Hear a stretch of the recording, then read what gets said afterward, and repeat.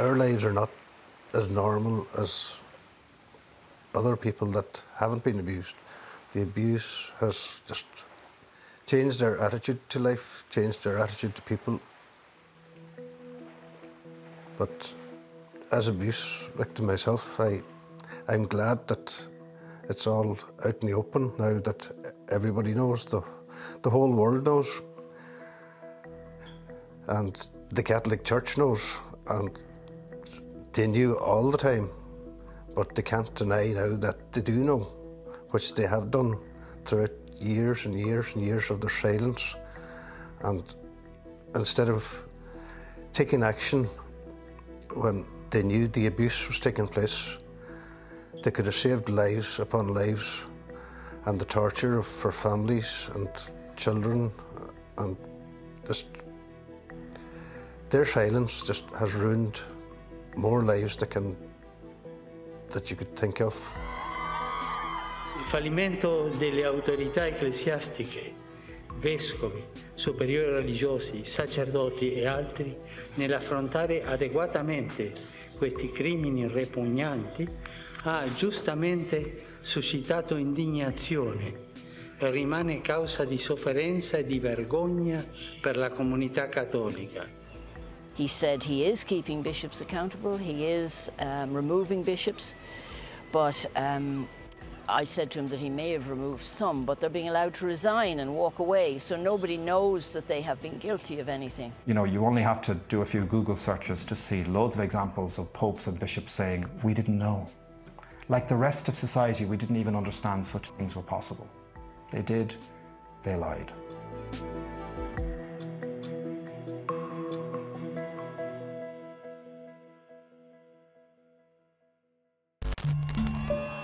Dublin, August 2018. The first time Pope Francis apologised publicly for the atrocities committed by priests within the Irish Catholic Church. 500,000 of the faithful were expected.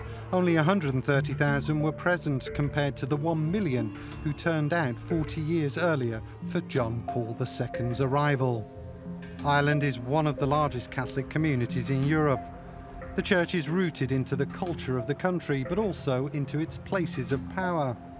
Historically, Irish Catholics have placed their trust and political choices in the hands of this all-powerful institution.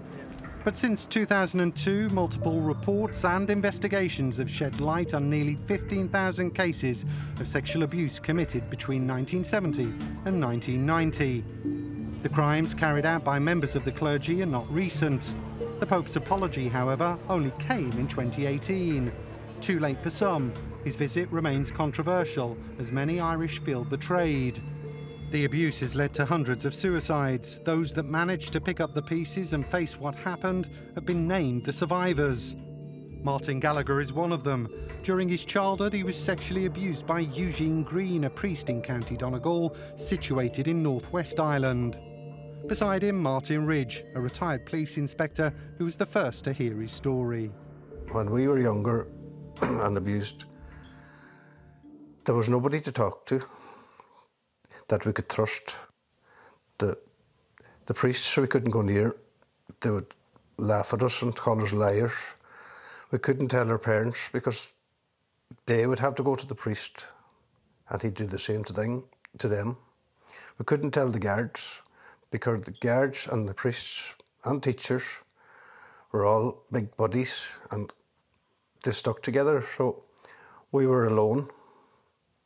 Martin here came along and started to investigate Eugene Green, and that opened up a big page in our life, because it released a lot of pressure, anxiety, depression, all those bad feelings we were building up for years. So just by talking to Martin the first day, that lifted a big load from my shoulders, that somebody was going to help me in the end.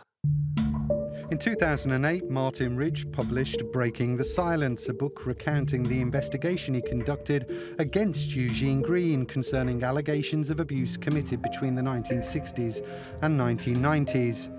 He accuses the Catholic Church of choosing not to do anything to stop decades of abuse. I was glad I was there for them because they educated me too, and they're educating society. Because those people are experts because they know what they're talking about, you see. So again, Martin doesn't need my platitudes, but I'm so grateful, and so is the public, for the likes of Martin, like, you know, and thank God he's getting his own life back on track, you know, and it's not easy. We all have bad days, you know, and it can come back and grab us with fear and contempt and everything, but we have to be careful too, because anger can be self-destructive as well, though maybe it's good to hold on to some of it too, to realise what's going on, you know. I would like to say thank you, Martin, again and again and again.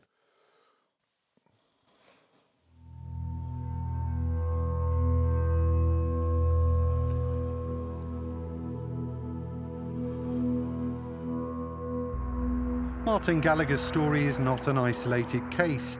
Allegations of sexual abuse in Ireland concern some 14,500 children for crimes committed over several decades. In Europe, Ireland is one of the countries most affected. The majority of the victims filed claims in Dublin, Ireland's biggest diocese. Between 1975 and 2004, 12 priests were responsible for 2/3 of the allegations.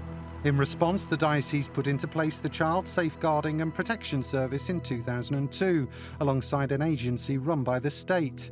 Andrew Fagan has been its director and coordinator since 2010. When it became known that, you know, priests had behaved in an abusive way towards children, that was understood as a problem for the priest, not as a problem for the child or for other children.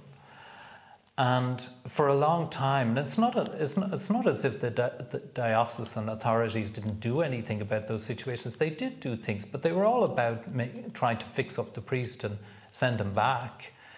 And they were not child-centred. You know, they did not prioritise the safety of children. Even though lots of things have changed, I'm not sure the perception has changed. I think that a lot of people still think it's a bit risky to allow your children to be involved in church activities. So I would say that there are a lot of parents who have made a decision to distance themselves from the church. Frank Rieben is a priest in the parish of Glasnevin, situated in the north of the capital. He put into practice the diocese's directives on safeguarding children. Like all priests in Ireland, he underwent a psychological assessment before starting his post. If I'm meeting with parents and we're preparing their children for the sacraments, say for confirmation or for communion, we will explain to the parents that we have a child safeguarding policy in action here in our parish. No adult is alone with a child. You know, especially here in our own parish, in our sacristy, no adult is alone. That if children are on the premises, we make sure that they're under the care of those who have been Garda vetted and those who have completed the training course. Also, if you have any visiting priests, if you have anybody coming into our sacristy, they are obliged to sign in. And we also, like me, we would ask parents, we'd ask guardians of children not to let their child go to the toilet on their own, that they stay there, that they stay in the public area, just making sure that their child is okay. Yeah, it's been a horrible chapter in the history of the church and in our lives. So it's a really horrible chapter. You know, so I would be hugely passionate and I would do anything that I possibly could to make sure no child is hurt in this church.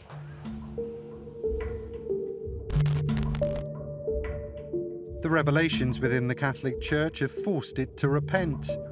48-year-old Darren Mccavin is another survivor of sexual abuse. His abuser, Tony Walsh, is currently in prison for raping more than 200 children in the suburb of Ballyfermot, where Darren grew up in a violent family.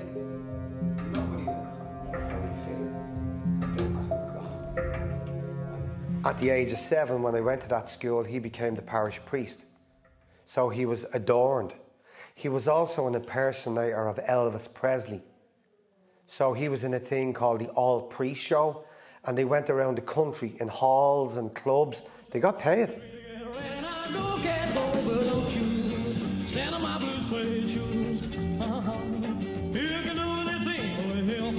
So everyone thought, isn't he brilliant? Isn't he great? How amazing is he? And then when he talks on the pulpit about his Lord Jesus Christ, Jesus is my friend. I'm going to save you. He went home and told me parents, so the dirty secret was out. I now know you're beating that child and your wife. So now both my parents, which were adults, were vulnerable to the priest and in his pocket, because he knows their dirty secret. So the priest suggested that I take your son out of this environment because you've damaged him. He's acting out and you're beating him more and you don't know how to deal with him. If he comes with me, I can teach him love, and he can serve morning masses, and we'll bring him to lovely places. Take a bit of pressure off you. To somebody, a mother of 5 children, they were all going mad, and the husband was very rarely there, and when he was beating the shit out of her. That was brilliant. My child is safe. What if I was to tell you that a young boy was tied up over a coffee table, bound by his hands to his ankles, and noticed a candle burning, a thin one, but just thought it was a clerical candle. And while I was told that I would burn in hell for all eternity, I was raped with the burning candle. At the age of 12, Darren realised while watching a documentary about paedophilia that his relationship with his parish priest was not normal. From that day, he started seeing a child psychiatrist with only one fear, that the judge would not believe his testimony during the trial. The lady gave me the doll and says to me, "Can you show me what happened?" And I said, "You want me to stick me cock and me penis inside the doll in front of you?" And she said, "What?" I said, "But you told me to show you. So you want me to, like, rip the doll and ride the doll?" She goes, "No, just show me." I said, "I don't understand." I said, "I'd have to do it." I said, "But you said it was wrong. So why do you want me to do something that's wrong? I don't understand that." So they were like, "That kind of makes sense. We didn't come across that before." So I said, "How about just ask me what happened?" So when I was asking, I had to keep asking them and taking the tissues at 12 and saying, "Are you okay?" Because I had traumatised them. To me, it was okay, because I was used to it. Now a therapist, Darren is able to help other victims of abuse. A survivor of 5 suicide attempts himself, he's one of the 10% of victims who have brought their case to the authorities. In 2014, in an interview with the Italian newspaper La Repubblica, Pope Francis estimated the number of paedophile priests in the church, including bishops and cardinals, stood at 2%. But during an investigation conducted by Spotlight in Boston, Richard Sipe, a psychiatrist and retired priest, put that figure at 6%. According to Sipe, a paedophile inside the church abuses 250 victims during his lifetime. If correct for Ireland, this would amount to 280 paedophile priests and 70,000 victims. For the whole of Europe, it would mean 11,200 priests and 2.8 million victims. Colm O'Gorman, also a survivor and the director of Amnesty International Ireland, is fighting to repair the damage caused. The way that the church conducted itself and the hypocrisy and the corruption at the heart of the church was revealed, and that led to people in Ireland rejecting the moral authority of the church. It led to an end of the political dominance of the Catholic Church here in Ireland. You know, for decades the Vatican called us liars. You know, they said we were telling lies, that we were fantasists, that this was an anti-Catholic agenda, that there was no cover-up. So now the Pope says there was a cover-up and we're meant to think he's great for acknowledging the truth? That's the minimum.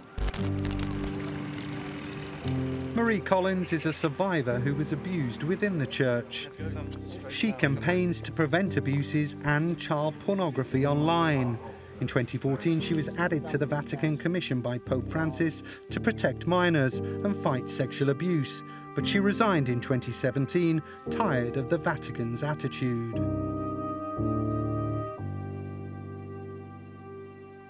The commission was experts outside the church, child protection experts from every area, brought together to advise the Pope, to bring expertise into the church from outside. And I went along with it because if the church was sincere in wanting to change, I thought that I should work to help. But I found after a couple of years that there was so much resistance in the Vatican to change. They were undermining the work of the Commission, they were resisting the work of the Commission, and really we were making recommendations, the Pope was approving them, and they were not being implemented, so it was a waste of time. The Curia, the civil service, the Pope's civil service, they saw us on the Commission as people coming in from the outside and interfering. The importance of child protection was ignored, really. It was more politics. Pope Francis' recent decision to speak out about the scandals inside the church shows a desire for more transparency within the Vatican. Now, complaints and testimonies about sexual abuse are passed on to the civil authorities. In 2015, Ireland approved gay marriage by referendum. Then in 2018, the country revoked the 8th Amendment of its constitution and allowed abortion. 80% of the Irish population is Catholic. The same population that voted for these two reforms despite opposing directives of the Church. Such numbers highlight a paradox. Irish society remains culturally Catholic, but has distanced itself from the Church as an institution. It's a trend seen across Europe, the only continent where the Catholic community has fallen or stagnated in the past few years. Ireland has since tried to heal its wounds and improve the security of children. Arguably, the country had understood that the Church itself would not fix the problem. An important lesson that other countries like Australia, France, Poland and the United States might heed, where victims of sexual abuse inside the Church are only just being heard. All these voices bear witness to the extent of the cover-up and the much too frequent response of the Church, silence or even worse, complicity. In the US, the Theodore McCarrick case was a high-profile example. The Cardinal was finally defrocked in 2019 after historic sexual abuse allegations. A Vatican report pointed to failings by senior US clerics, including John Paul II, who let him rise through the ranks. More often, victims have found themselves having to turn to non-religious bodies to be heard, with the hope of one day rebuilding their lives. On keeping my own faith, yes, I've kept my own faith and my beliefs, but the institution of the Church does not mean that much to me now. The institutional Church has really, I've lost all trust in it. I still have a relationship with God and I will still pray, and I still consider myself a Catholic. It's a great question, do I have faith? I don't have religious faith, but I have, I suppose, an even greater faith in humanity, in goodness, in life, in healing, an even greater faith in something that I know to be true, and that is that no matter how awful the harm done, no matter how awful the offence caused, that if we're prepared to own it, to face it with courage and with truth and with compassion and with love and with a commitment to moving forward, then healing and recovery and progress isn't just possible, it's inevitable. And that this I know, this I have unshakable faith in. It's the living in silence which is the most awful thing. And for so many victims, it's been too much and they've taken their own lives, as we know. So we have to think about the countries where this is still happening and think of the children there.